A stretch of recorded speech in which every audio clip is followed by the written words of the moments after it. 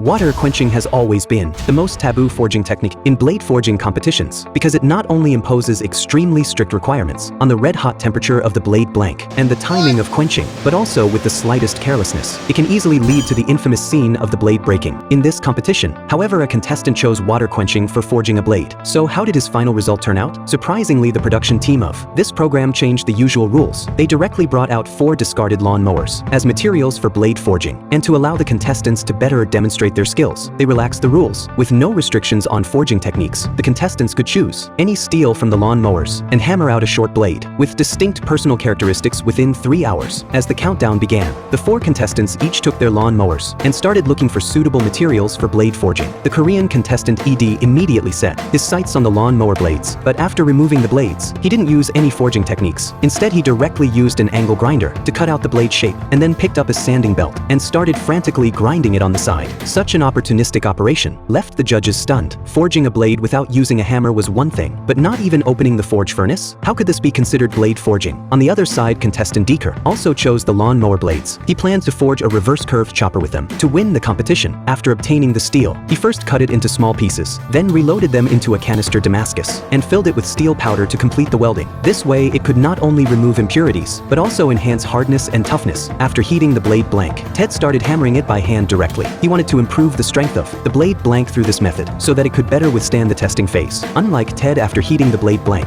Robert directly forged a Bowie-shaped blade with heavy hammer blows. His plan was to create a hidden tang, and he was very confident in his technique, even listening to music on the spot. Halfway through the competition time, after grinding away several sanding belts, ED finally finished grinding the blade. The judges tried to warn him that this wasn't a blade sharpening competition, but ED paid no attention at all and acted as if he had already won. At this point, Deeker reached the canister removal stage. However, due to the extremely tight forge welding, the canister removal process was very difficult. Fortunately, in the end, he successfully retrieved the blade blank inside. Robert, who was the fastest, took the lead in completing the crucial quenching step, but he wasn't satisfied with the final result, so he immediately decided to quench it again to increase the blade's hardness. However, to everyone's surprise, after the second heating, he directly chose water quenching. This move directly stunned the judges.